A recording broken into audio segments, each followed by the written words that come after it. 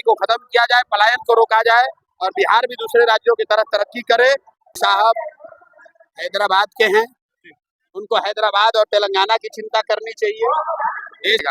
और पिछली बार जिन विधायकों को ओवैसी साहब के नाम पर जनता ने वोट दिया, जब वो विधायक भाग गए तो ओवैसी साहब और उनके लोग, उनका नेतृत्व बिहार के लोग करेंगे, सीमांचल के लोगों का नेतृत्व सीमांचल के लोग करेंगे। इसके लिए गुजरात से मोदी जी की जरूरत नहीं है, हैदराबाद के ओवैसी जी की जरूरत नहीं है। बिहार में कह रहे हैं कि बिहार में 60% से ज्यादा आबादी, वो चाहे किसी जाति का हो, किसी धर्म का हो, किसी दल का हो, वो बदलाव चाहता है, बिहार में नई व्यवस्था चाहता है, अपने बच्चों के लिए शिक्षा और रोजगार चाहता है। और कहीं ना कहीं वो लालू नीतीश मोदी से त्रस्त हो गया है। वो चाहता है कि बिहार में एक ऐसी व्यवस्था बने जहां उनके बच्चों के पढ़ाई की बात हो, बेरोजगारी को खत्म किया जाए, पलायन को रोका जाए और बिहार भी दूसरे राज्यों की तरफ तरक्की करे। ये सोच लेकर जो लोग आए हैं वही आपको दिख रहा है। आज सीमांचल बिहार का सबसे पिछड़ा और गरीब इलाका है, हम उस इलाके में आए। ये किसी का गढ़ नहीं है, ये गरीबी का गढ़ बन गया। यहाँ पर शिक्षा का गढ़ है, ये बेरोजगारों का गढ़ है, ये किसी दल का नेता का गढ़ नहीं है। ओवैसी के लिए और कहना है कि आप एक अच्छे डायरेक्टर हो सकते हैं। ये यहाँ पर उस गढ़ को तोड़ने आए हैं, जिससे बच्चों जो अशिक्षा का, बेरोजगारी का गढ़ है, उसको खत्म करने आए हैं। किसी नेता को और दल की बात करने नहीं आए। ओवैसी के लीडर का कहना है कि आप अच्छे डायरेक्टर हो सकते हैं लेकिन अच्छे एक्टर नहीं है। ओवैसी साहब हैदराबाद के हैं, उनको हैदराबाद और तेलंगाना की चिंता करनी चाहिए।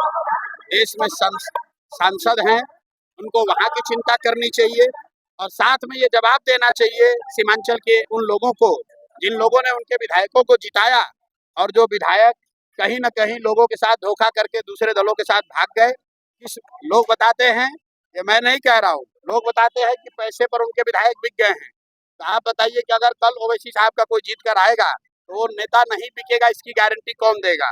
और पिछली बार जिन विधायकों को ओवैसी साहब के नाम पर जनता ने वोट दिया, जब वो विधायक भाग गए तो ओवैसी साहब और उनके लोग, वो लोग आकर बिहार में उन्होंने या सीमांचल की जनता के लिए क्या किया? तब तो किसी एक दिन भी नहीं आए सीमांचल की जनता को पूछने। अब फिर चुनाव आया है तो फिर वापस आएंगे, इसका कोई फायदा नहीं है। बिहार के लोगों का नेतृत्व बिहार के लोग करेंगे, सीमांचल के लोगों का नेतृत्व सीमांचल के लोग करेंगे। इसके लिए गुजरात से मोदी जी की जरूरत नहीं है, हैदराबाद के ओवैसी जी की जरूरत नहीं है। आपके मुखालिफिन कहते हैं कि आप पोस्ट कर रहे हैं कि हमने मोदी को जिताया, इसमें आपके मुखालिफिन कहते हैं कि आप दरअसल भाजपा को फायदा बताने के लिए सब काम कर रहे हैं। मेरे भाई ऐसा है कि जो मैंने कहा वो आपने आपके सामने सुना। हम पर्दे के पीछे कोई काम नहीं करते।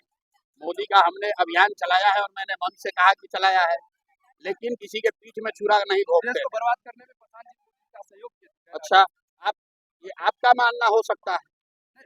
अगर भैया ममता बनर्जी को ओवैसी जिताए हैं कि प्रशांत किशोर जिताए, जो अपने आप को मुसलमानों का रहनुमा बता रहा है।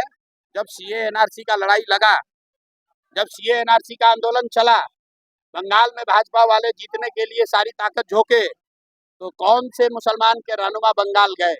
जब दीदी के अपने लोग टीएमसी छोड़कर भाग गए तो यही प्रशांत किशोर ने अपना गला फंसाया था और प्रशांत किशोर ने कहा था कि बंगाल में भाजपा को हराएंगे नहीं, अगर 100 के नीचे नहीं रोका तो जीवन में संन्यास ले लेंगे। हमने भाजपा को कितने पर रोका? 77 पर। तो हम हो गए भाजपा के बी टीम। जो लोग यहाँ भाजपा से पैसा लेकर राजनीति कर रहा है वो हो गया भाजपा का हमको सर्टिफिकेट देने वाला। लेकिन हमें ऐसे सर्टिफिकेट की जरूरत नहीं है, हमें ऐसे किसी सर्टिफिकेट की जरूरत नहीं है। जिसको जुड़ना है जुड़े, न जुड़ना है न जुड़े। सत्य की एक अपनी ताकत है, गांधी की विचारधारा है। किसी के साथ गठबंधन नहीं करना चाहते, किसी से कभी नहीं, जीवन में नहीं, आज भी गठबंधन नहीं, चुनाव के बाद भी गठबंधन नहीं, 2029 में भी गठबंधन नहीं। सिर्फ लड़ने को लेकर क्या कुछ कहना चाहेंगे? कुछ नहीं कहना चाहिए।